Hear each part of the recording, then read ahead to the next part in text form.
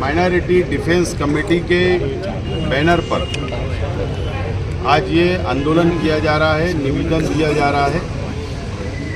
जो मुंबई की मोकोका कोर्ट ने जो मालेगांव 2008 में भिक्खू चौक में जो बम ब्लास्ट हुआ, साध्वी प्रज्ञा सिंह ठाकुर, कर्नल पुरोहित और उनके तमाम ही साथी ने जो ब्लास्ट किया था और इसके पुरावे हेमंत करकरे साहब ने न्यायालय के सामने, कोर्ट के सामने चार्जशीट के शक्ल में सबमिट किया था।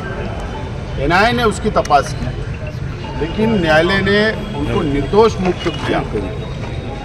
हमको कोर्ट के फैसले से दुख है, मालेगांव शहर वासियों को सदमा है, हमारा दिल दुखा है और इसके लिए हम राज्य सरकार से हमारी विनती है। पहली डिमांड हमारी है कि राज्य सरकार ने हाई कोर्ट में साध्वी प्रज्ञा सिंह ठाकुर, कर्नल पुरोहित, इन लोगों के खिलाफ में अपील दाखिल करना चाहिए मुंबई हाई कोर्ट में। पहली डिमांड है।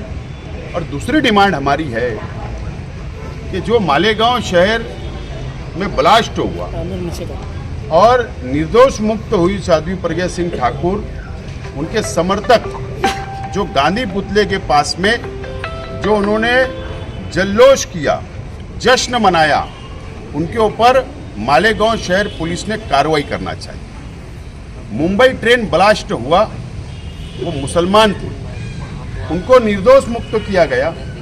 देश में एक भी मुसलमान ने जश्न नहीं मनाया। लेकिन अगर मुसलमान जश्न मनाता था तो यही सरकार, यही पुलिस देशद्रोही का गुनाह दाखिल कर देती। देश से गद्दारी का इल्ज़ाम लगाया जाता था मुसलमानों पर, लेकिन यहाँ पर दूसरी बाजू में जल्लोष किया जाता हिंदुत्ववादी संगठनों के माध्यम से और उनके ऊपर कोई कार्रवाई नहीं, उनको छूट दी जा रही है।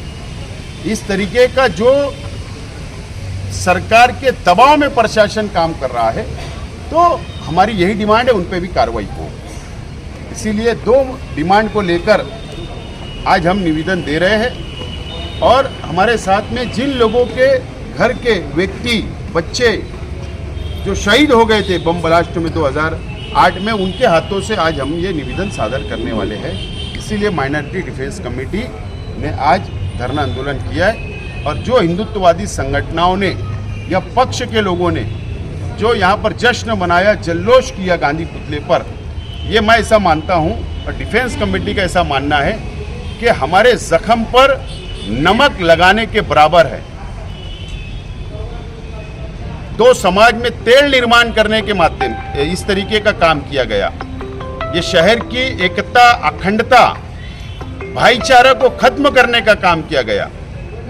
इसके ऊपर पुलिस ने और शासन ने कड़क कार्रवाई करना चाहिए, हमारी डिमांड है। 29 सितंबर 2008 भिक्खू चौक बम ब्लास्ट पूरे शहर ने देखा, पूरे देश ने देखा। उस वक्त कुछ लोग भगवा दहशतगर्दी के नाम पर गिरफ्तार हुए और उनके पास जो उस वक्त हेमंत करकरे साहब ने तफ्तीश की, तो उसमें ये आया कि हिंदू राष्ट्र के नाम पर कॉन्स्टिट्यूशन को नहीं मानने के लिए इनकी कई मीटिंगें हुई, कई साजिशें हुई, इनकी कॉल रिकॉर्डिंग थी। मैं तो हैरान हूँ अभी कोर्ट के फैसले और एनआईए एजेंसी की तफ्तीश पर कि हेमंत करकरे साहब ने जिस टू व्हीलर को चेसी नंबर उस कंपनी में भेजकर मंगवाया था, एटीएस की चार्जशीट में भी था, और उसके बाद एनआईए एजेंसी बोलती है कि वो गाड़ी किसकी थी नहीं मालूम। तो क्या मालेगांव शहर में जिस गाड़ी पर बम ब्लास्ट हुआ वो खुद चलकर आई और अपने आप फूट गई? ऐसे कई सवालात हैं। जो लोग यहाँ पर शहीद हुए, उनके घर के लोग भी हैं, उनको इंसाफ मिलना चाहिए। इसीलिए आज हम निवेदन देने यहाँ आए हैं कि सरकार फ़ौरन हाई कोर्ट में 14 अगस्त तक अपील दाखिल कर दे। नहीं तो इस शहर में, इस मुल्क में हमको भी पूरी आज़ादी मिली है, 15 अगस्त भी है, तो हमको 15 अगस्त पे कोई जमहूरी तौर पर फैसला करने की तरफ ना जाना पड़े, क्योंकि आज़ादी और जमहूरियत किसी एक समाज को नहीं मिली है, पूरे देश को मिली है। और उसी देश में हम रहते हैं और उसी देश में जो लोग मौसम पुल पर गांधी जी के मुजस्समे के पास साध्वी प्रज्ञा सिंह ठाकुर का फ़ोटो लिए थे, उनको गांधी को एक बार देखना था कि ये वही साध्वी प्रज्ञा सिंह ठाकुर है जिसके गांधी के पुतले पर जिन लोगों ने नकली पुतला बनाकर अभी कुछ साल पहले गोली चलाई थी, साध्वी प्रज्ञा सिंह ने उनकी हिमायत की थी। उसी गांधी के सामने जिसमें मुल्क के प्रधानमंत्री ने कहा था कि मैं कभी दिल से माफ़ नहीं करूंगा, अब वो माफ़ किस तरह से किए उनको ये मुझे नहीं मालूम, मगर उसी गांधी पुतले के पास इस तरह की हरकत करना, उसी शहर में जहां लोग मारे गए थे, वो लोग ये भी नहीं सोचते कि इससे जो लोगों के घर के लोग मारे गए, ज़ख्मी हुए, उनके दिल पर क्या गुजरेंगी। फ़रहीन जो एक बच्ची थी 11 साल की, उस वक्त जो सदमा लगा उनको, आज फिर वैसा ही इस फैसले से सदमा लगा हुआ आदमी एडमिट है हॉस्पिटल में, लियाकत कुरैशी बोलकर। तो उनका मैं आज उनसे बात किया फ़ोन पर, तो उनका ये बोलना है कि यार मुझे तो ऐसा लगा कि मेरी बच्ची 2 बार मर गई। 29 सितंबर को भी मारी गई और 31 जुलाई को फ़ैसला जो आया वो सिर्फ फ़ैसला आया, इंसाफ नहीं आया, उस दिन भी मारी गई। तो सरकार ऐसे गंभीर मामले में जिसमें देश की सुरक्षा का सवाल हो, उस पर अपील में जाने के बजाय वो भगवा दहशतगर्दी की सफाई देने का अगर काम कर रही है, तो इसका मतलब यह है कि सरकार का कुछ ना कुछ पर्सनल इंटरेस्ट एजेंसियों पे दबाव का हर हाल में रहा होगा।